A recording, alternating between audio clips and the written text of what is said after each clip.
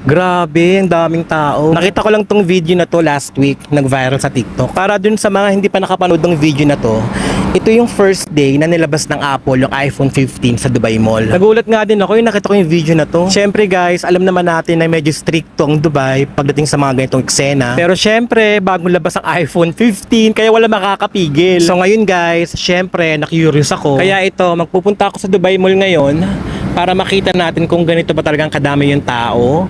At kung totoo ba talaga na ganito silang kahayok sa iPhone 15. So ito na nga guys, kinabukasan, nagpunta ako sa Dubai Mall. Para dun sa mga viewers ko na nanonood sa Pilipinas, ipapakita ko muna sa inyo kung paano pumunta ng Dubai Mall.